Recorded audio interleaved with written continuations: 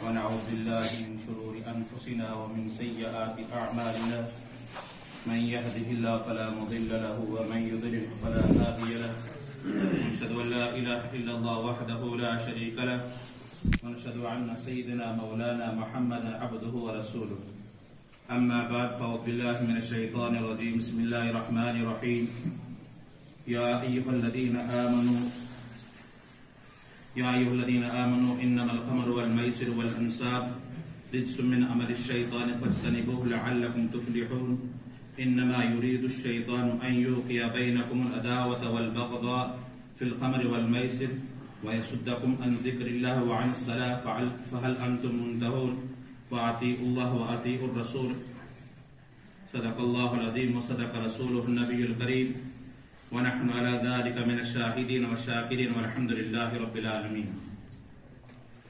محترم بزرگوں اور دوستو، اللہ تبارک و تعالیٰ کا احسان و فضل و کرم ہوا کہ جس اللہ رب العزت نے ہمیں 8 دن کے بعد ایک ملاقات پھر نصیب فرمائی. یہ ملاقات جمعے کی نماز ہے، جمعے کا دن ہے. حالانکہ اللہ تبارک و تعالیٰ نے یہ نماز کا وقت، یہ نماز جمعے کے علاوہ بھی ہمارے پر فرض کی ہے، مگر ہمیں صرف اور صرف جمعے کی فکر ہے.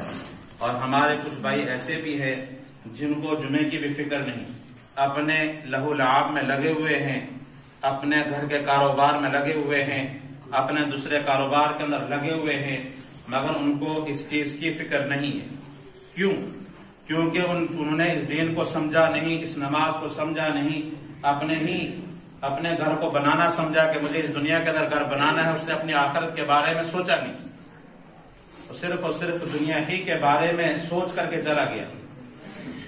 مگر اللہ تبارک و تعالیٰ نے ہمیں بتا دیا یا ایھا الذین آمنوا انما الخمر والمیسر، کہ میں تمہیں جس چیز کے ذریعے تم کھیل و تماشا، جوئے، سٹے وغیرہ کے لیے، یہ 4 چیزیں اللہ تبارک و تعالیٰ نے اس آیت کریمہ کے اندر ارشاد فرمائی. یا ایھا الذین آمنوا انما الخمر والمیسر والانصاب والازلام رجس من عمل الشیطان فاجتنبوه لعلکم تفلحون. یہ 4 چیزیں، شراب نوشی، جوا سٹا، بت پرستی اور تیر نیزے کا کام، یہ 4 چیزیں بتا دی ہیں، یہ مسلمانوں کے لیے حرام کی ہیں. مگر آج ہمارے مسلمان انہی 4 چیزوں کے اندر پیچھے پڑے ہوئے ہیں. انہوں نے یہ نہیں سوچا کہ جو اللہ تبارک و تعالیٰ نے ہمیں ہمارے اوپر یہ چیزیں حرام کی، مگر یہ حرام ہوئی تو کیسے ہوئی؟ مگر یہ چیزوں کو چھوڑ کر کے پھر ہم انہی کاموں کے اندر لگے ہوئے ہیں، اسی کھیل کود کے اندر لگے ہوئے ہیں، جہاں ہمارے سٹا بازی، جہاں ہماری شراب وغیرہ جو دنیاوی اندر آج چل رہا ہے، مگر اس کے اندر آج ہمارے مسلمان سب سے زیادہ چل رہے ہیں. کیوں؟ کیونکہ ہم نے قرآن کو پڑھا نہیں، ہم نے قرآن کو کھولا نہیں، ہم نے قرآن کو سیکھا نہیں، ہم نے قرآن سے اپنے بات کی نہیں. حالانکہ جو زندگی اللہ تبارک و تعالیٰ نے ہمیں دی، اس زندگی کے بارے ہم نے سوچا نہیں کہ میرے اللہ نے میری زندگی کس مقصد کے لیے بنائی. میرے اللہ نے جو زندگی میری بنائی ہے یہ کس خوبصورتی کے لیے بنائی، کہ مجھے دنیا کے اندر کیا کرنا تھا، مجھے تو بنایا کس لیے بنایا. مگر آج ہم نے یہ سوچا نہیں. اگر ایک انسان جب سٹے لگانے لگ جاتا ہے، وہ جب سٹا لگانے لگ جاتا ہے، سٹا لگاتا چلا جاتا ہے، مگر اس کو احساس، جب ہارتا چلا جاتا ہے اس کو احساس نہیں ہوتا. حالانکہ اللہ تبارک و تعالیٰ کہتے ہیں کہ اس کو پھر نماز روزے سے دور کر لیتا ہے.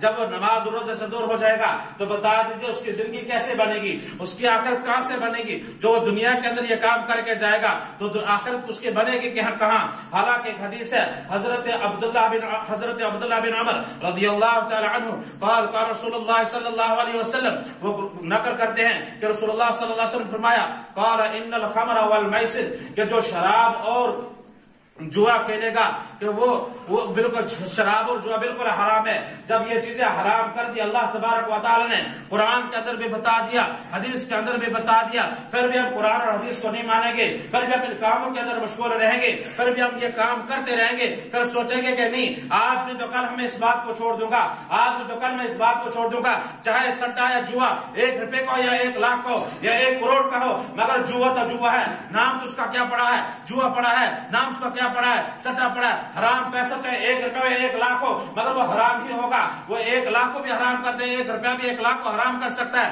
مگر انہی پیسوں سے کھانا ہمارے لیے کیسے حلال ہو جائے گا؟ انہی پیسوں سے جب ہمارے پیٹ کے اندر چلے جائے گا پھر ہمیں کہاں اللہ کی روحانیت ملے گی؟ پھر ہمیں کہاں نماز کا یاد رہے گا؟ پھر ہمیں کہاں زکات کا یاد رہے گا کہ مجھے زکات بھی دینی ہے؟ جب پہلے ہم نے اپنے اندر اپنے پیٹ کے اندر اپنے خون کے ساتھ ہم نے حرام کو ملا لیا, اپنے خون کے ساتھ اپنے جوئے کو ملا لیا, پھر ہمیں کہاں اس بات کا احساس رہے گا کہ میرے اللہ نے میرا جو حکم دیا ہے اس حکم کو ادا میں کیسے کروں گا؟ جب ذکر سے ہمیں روک لے گا, نماز سے ہمیں روک لے گا, جب جوئے کے اندر بیٹھ جاتا ہے انسان, وہ بیٹھا ہوا دیکھ لیتا ہے کہ وہ دیکھتے دیکھتے وہ کہتا ہے کہ ابھی اگر 10 روپے ہارا ہوں اب مجھے 20 روپے کا تجھ سے کھیلنا ہے تاکہ میں جیتوں, مگر وہ احساس کرتا ہے کہ میں جیتنے کے لیے تیار ہو جاؤں, مگر جیتنے والا بھی یہ نہ سوچ لے کہ میں جیت کے چلے جاتا ہوں. وہ دیکھ حرام کمائی لے کے چلے جاتا ہے, پھر حرام کمائی جب گھر لے کے جائے گا اپنے بیوی بچوں کو کھلائے گا, اپنی اولاد کو کھلائے گا, کیا وہ اولاد کل وہ اولاد کیا اللہ کے حکام کو ماننے والی ہوگی یا نہیں ہوگی؟ یہ ہمیں خود سوچنا ہوگا کہ میری اولاد کہاں جا رہی ہے, کہ میں نے آج کا کون سا پیسہ میں بچوں کو کھلا رہا ہوں, کون سا پیسہ میں نے کما کر کے اپنے بیوی بچوں کو دے رہا ہوں, اپنے اولاد کو دے رہا ہوں. یہ تو ہمیں خود سوچنا ہے کہ آج ہم کہتے ہیں کہ میرا بچہ نافرمانی کرتا ہے. اللہ کے حدیث بھی ہے ان ابی ہریرہ رضی اللہ تعالی عنہ قال عن ابي هريره رضي الله تعالى عنه ان النبي صلى الله عليه وسلم قال من قال لصاحبه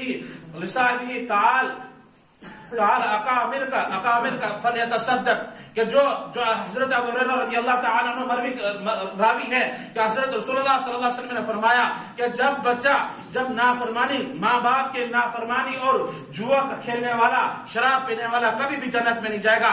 چاہے تو شراب چاہے 1 روپے کی ہو چاہے 1 لاکھ کی ہو, چاہے وہ شیطان ہے جب اس کو مٹھاس پیدا کر دیا من عمل الشیطان, جب شیطان اس پانی کے اندر مٹھاس پیدا کر دیا, ایک شراب کا نوشی بنا لیا, جب نشے کے اندر انسان چلے جاتا ہے اس کو پھر اپنی ماں بہن کا پتہ نہیں چلتا کہ میرے سامنے میری ماں ہے, کہ میرے سامنے میری بیوی ہے, یا میرے سامنے میری بیٹی ہے, اس کو ان چیزوں کا احساس بھی نہیں ہوتا. مگر آج ہم نے اس چیز کو رائج کر دیا, آج ہم نے اس چیز کو اپنے گھروں کے اندر لے کے آ گئے ہیں کہ نہیں آج مجھے اسی سے آرام ہے, آج میری شفا مجھے ڈاکٹر نے بتا دیا جب تک تو ایک ڈاکٹر نہیں دے گا تب تک تجھے آرام نہیں ہوگا. وہ بندے تو کہاں ہے, تو کہاں سویا ہوا ہے, ابھی تو تیرا ڈاکٹر تو اوپر بیٹھا ہوا ہے, جو ڈاکٹر کا ڈاکٹر بیٹھا ہوا ہے, جب اس نے حرام کر دیا قرآن کے اندر خود بتا دیا کہ میں نے شراب کو حرام کر دیا. تیرا ڈاکٹر کہاں ہے؟ تیری ڈاکٹر کی تو روح میرے اللہ کے ہاتھ میں ہے جو بادشاہ بیٹھا ہوا ہے. آج تک اس کی روح کو اس کی بات کو نہیں مان رہے جو میرے اللہ نے کئی 100 سال 1400 سال پہلے منع کر دیا. اس چیز کو آج ہم کہتے ہیں کہ مجھے ڈاکٹر نے بتا دیا, حالانکہ ڈاکٹر کو بتانے والا کون تھا؟ حالانکہ اللہ تبارک و تعالیٰ کہتے ہیں کہ اگر تم نے یہ جو تم دعائی کے ذریعے سے استعمال کرتے ہو, یاد رکھنا کل قیامت کے دن جب حوض کوثر پہ جاؤ گے وہ شراب تمہیں نہیں ملے گی جو پاکیزہ شراب وہاں ملنے والی ہے. کلوا واشربوا ہنیئا بما کنتم تعملون, جو وہاں پاکیزہ شراب تمہیں ملنے والی ہے وہ تمہیں شراب نہیں ملے گی. تم نے دنیا کے اندر پی لی ہوگی جتنے پینی ہے, مگر وہ دنیاوی شراب ہوگی, وہ آخرت والی شراب نہیں ملے گی. جو میدان حشر والی شراب ہوگی وہ شراب نہیں ملے گی. اس پانی کا ذائقہ ہی کچھ اور ہوگا, وہ آب زمزم کا پانی اس کنویں کا ذائقہ کچھ اور ہوگا, مگر وہ پھر ملنے والا نہیں ہے. اس لیے تو دنیا کے اندر اللہ نے ہمیں بھیج دیا ہے, دنیا کو کمانے کے لیے نہیں بھیجا, دنیا کو سنوارنے کے لیے نہیں بھیجا. بھیجا تو کس لیے بھیجا ہے کہ بندے کے میں اس بندے کو دنیا کے اندر بھیج رہا ہوں تاکہ مجھے راضی کر کے آ جائے گا, تاکہ مجھے اپنے کاموں کے اندر لے کر کے آ جائے گا, تاکہ مجھے راضی کر کے آئے گا. میں اس کو آخرت کے اندر جنت دوں گا اور دنیا سے بڑھ کر 7 گنا جنت دوں گا. جب ہمیں وہ جنت نہیں ملے گی تو ہم کیا کریں گے؟ دنیا کے اندر آئے تو آئے کس لیے تھے, یہ ہم اس وقت پر سوچیں گے کاش کہ مجھے وقت مل جاتا کہ میں دنیا کے دوروں چلے جاتا, اس گھڑی کو اور اختیار کر لیتا تاکہ میری زندگی بن جاتی, تاکہ میں اپنی زندگی کو سوار کر کے آ جاتا, میں اس جنت کے خزانے کو پا لیتا. مگر آج ہمارا حال کیا ہے؟ ہم خود سوچ لیں گے کہ میرا حال کیا ہے. اگر آج ہم 10 روپے کا ہی سٹا لگانے لگ جاتے ہیں یا 1 ڈکن شراب کا ہی پینے لگ جاتے ہیں, اس کے بارے میں ہم خود سوچیں کہ کل قیامت کے دن میرے ساتھ کیا حال ہوگا.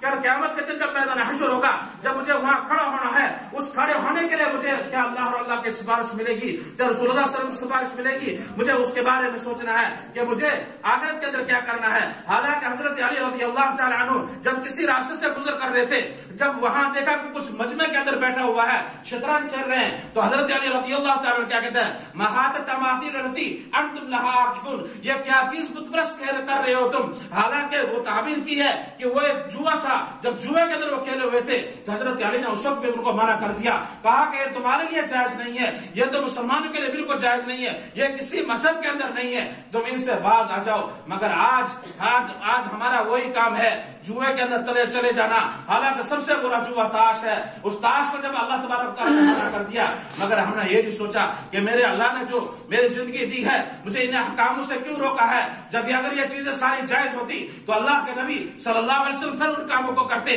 حالانکہ جو میرے آقا نے کام کیے ہیں ان کاموں سے ہم نفرت کرنے لگ جاتے ہیں، ان کاموں سے ہمیں بغض آ جاتا ہے، ان کاموں سے ہمیں گن آ جاتی ہے، مگر جو شیطان نے کام کیے ہیں ان کام سے ہمیں گن نہیں آتی۔ کیوں نہیں آتی؟ کیونکہ شیطان ہمارے اندر بس چکا ہے، کیونکہ شیطان نے ہمارے اندر گھر بنا لیا ہے۔ وہ شیطان ہماری آخرت کا دشمن نہیں ہے، وہ ہماری دنیاوی کا دشمن ہے۔ آج انسان اگر شراب پینے والا پینے لگ جاتا ہے، جب اپنی 30 سال کے زمانے میں پینے لگ جاتا ہے، اگر اس کی 60 سال کی زندگی ہے، وہ 60 سال کے سے پہلے ہی وہ آدھی اپنی زندگی ختم کر رہا ہے، تو اسی کے اندر یہ تو قرآن کہتا ہے، میں خود نہیں کہتا ہوں، یہ قرآن کہتا ہے۔ جب ہم قرآن کو کھول کر کے دیکھیں گے، حدیث نبوی کو کھول کر کے دیکھیں گے تو حدیث کیا کہتی ہے؟ ان عبد الرحمن عن ابی رضی اللہ تعالی عنہ قال سمعت رسول اللہ صلی اللہ علیہ وسلم مثل الذي يقوم مصلي مثل الذي